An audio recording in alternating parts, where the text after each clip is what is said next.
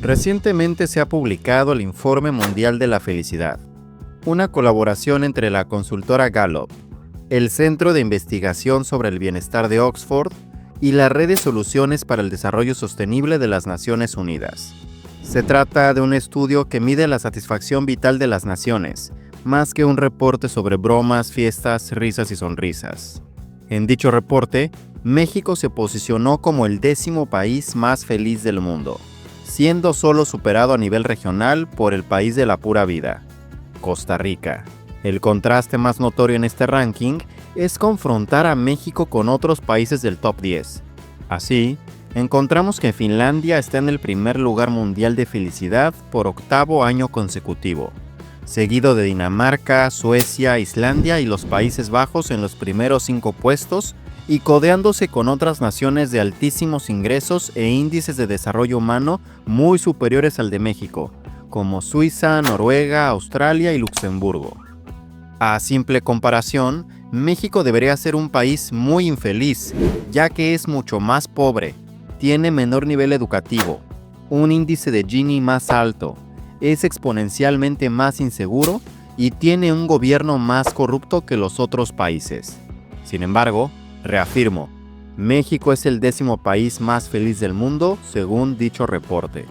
Este honroso puesto fue incluso celebrado por la presidenta Claudia Sheinbaum, al tiempo que sorprendió a medios estadounidenses que analizaban cómo un país con altos niveles de violencia, desigualdad y pobreza podía figurar tan alto en el ranking de felicidad y superar a la primera economía mundial. Vale la pena señalar que México ocupaba el puesto 46 en 2020, subió al 25 el año pasado y este año llegó al número 10, algo que tampoco es novedad, pues no solo se tiene una imagen positiva y alegre de México alrededor del mundo, sino que también en años pasados, México ya se había posicionado en los primeros lugares en otros rankings similares, como en el Global Happiness Report de Grupo Ipsos en 2014 o el Happy Planet Index del 2016, donde en ambos reportes México quedó como el 2º país más feliz del mundo. Todo esto podría parecer falso, contradictorio o muy conveniente para la reputación del Estado mexicano frente al concierto de las naciones, sobre todo en tiempos tan violentos donde el terror ha imperado en el país por casi 20 años. No obstante, la felicidad de los mexicanos podría responder ya sea a una propia percepción alterada de la felicidad o, en el mejor de los casos, a una suerte de excepcionalismo nacional, que en efecto podría objetivamente situarnos entre las personas más felices del mundo a pesar de la difícil situación imperante. Parte de la razón podría ser bastante simple. El dinero no lo es todo en la vida. El dinero no necesariamente causa felicidad, aunque sí está altamente correlacionado con la felicidad en un país. Bajo esa premisa, podríamos entender también cómo los países que reportan ser los más felices del mundo y donde el ingreso de sus ciudadanos es de los más altos, también son los mismos que lideran los índices globales de consumo de antidepresivos y en tasas de suicidios. Un dato bastante tétrico si lo analizamos, porque se estaría sugiriendo implícitamente que, para alcanzar ciertos niveles de felicidad, serviría también luchar contra ella mediante fármacos o mediante la eliminación sistemática de los infelices. Otro dramático ejemplo es el de nuestro vecino del norte, país cuyo PIB per cápita de $82,000, 6 veces mayor que el de México, que ronda los 13,000, se encuentra 14 posiciones por debajo de nosotros en el ranking. Hablamos, pues, de que la economía más grande del mundo crónicamente ha presentado altos niveles de dependencia a toda clase de productos para, de alguna forma, mermar el dolor físico, emocional y psicológico de sus ciudadanos. Irónicamente, los finlandeses y otros países nórdicos no son conocidos por presumir sus riquezas materiales ni estilos de vida ostentosos como sí lo hacen los saudíes, los cataríes, la gente de Las Vegas, Miami o los mismos buchones y aspirantes a la maña de México. Es más, Los nórdicos ni siquiera son famosos por sonreír, ser amistosos o afectuosos, y aún así, sostienen que sus vidas son plenas y felices. La realidad es que la felicidad en los países más desarrollados no radica en el exceso ni en la ostentación, sino en factores estructurales y profundos, como la seguridad social, la confianza en las instituciones, el bajo nivel de corrupción y una red de apoyo comunitario que garantiza calidad de vida desde lo básico hasta lo existencial. Hablamos, pues, de contextos de igualdad, equidad, paz y tranquilidad, donde los fenómenos como el clasismo, la violencia y la impunidad no es que no existan, sino que son anomalías del sistema. Es aquí donde regresamos al meollo del asunto. ¿Cómo es que México se ha colado entre los 10 países más felices del mundo, teniendo altísimos niveles de pobreza, desigualdad, inseguridad, discriminación y otros gravísimos problemas?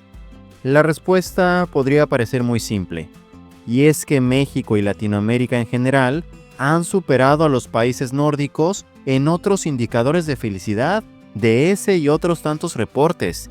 Indicadores como por ejemplo la frecuencia con la que las personas experimentan placer.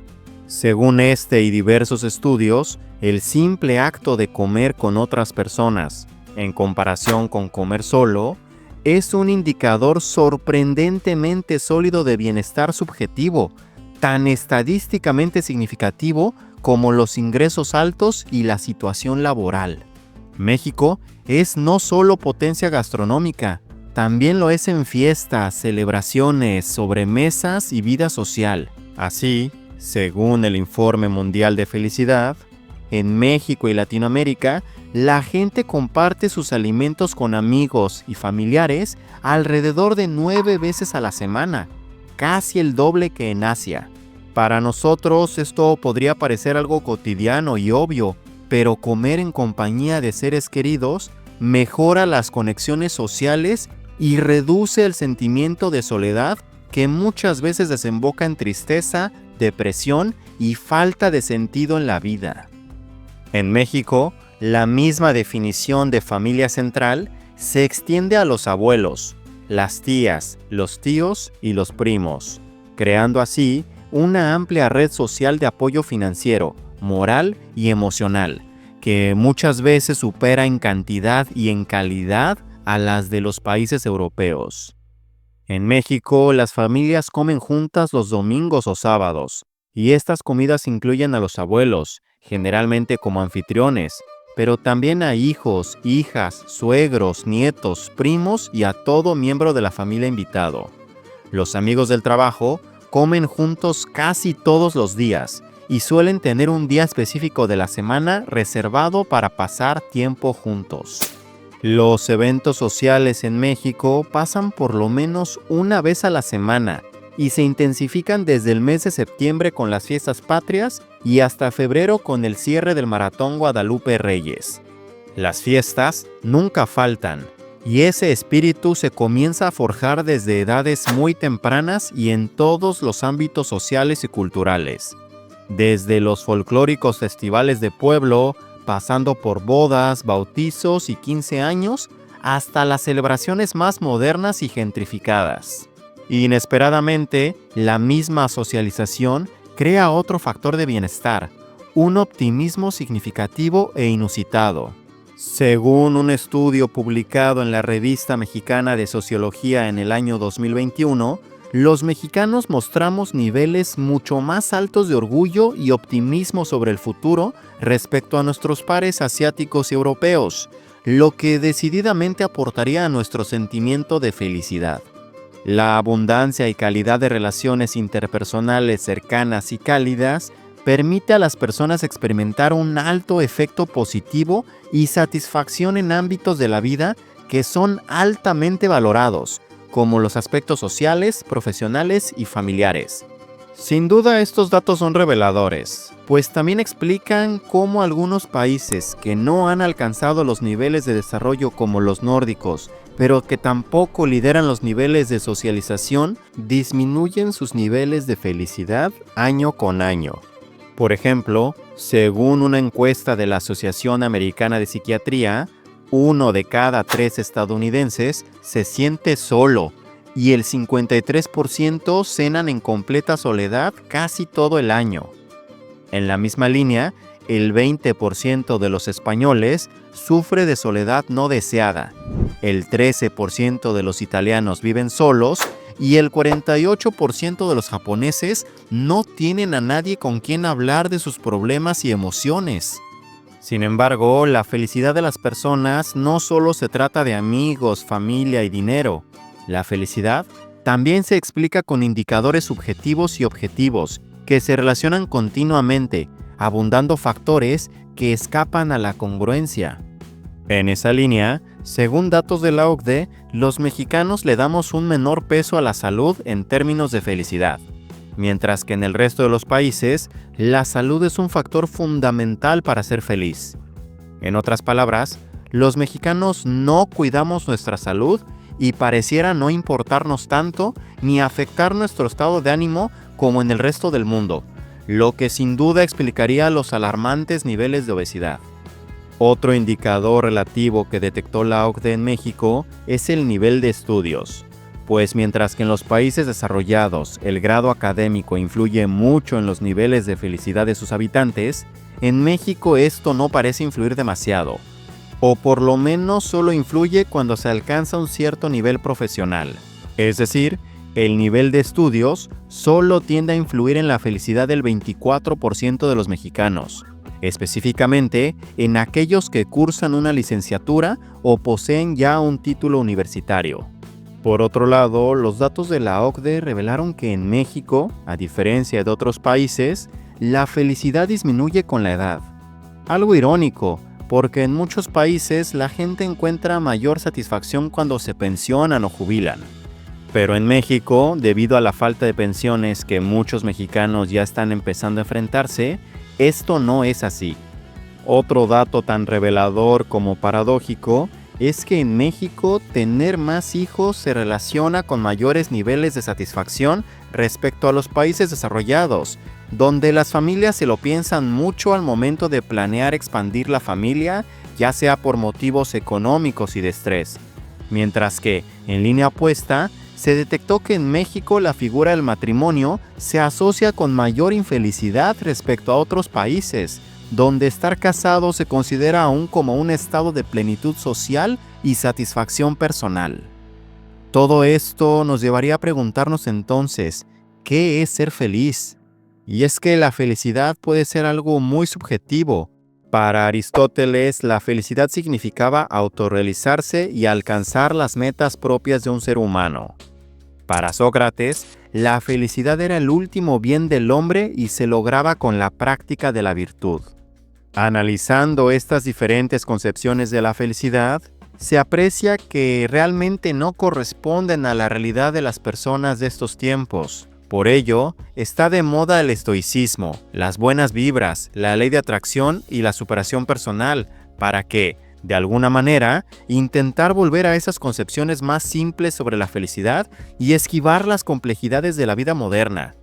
Así, el mexicano podría considerarse un ser estoico, pero esto no nos posicionaría como un país de personas felices, sino simplemente de personas estoicas que tienen que soportar el día a día con la mejor cara, un tema que ya abordamos en este video de aquí arriba.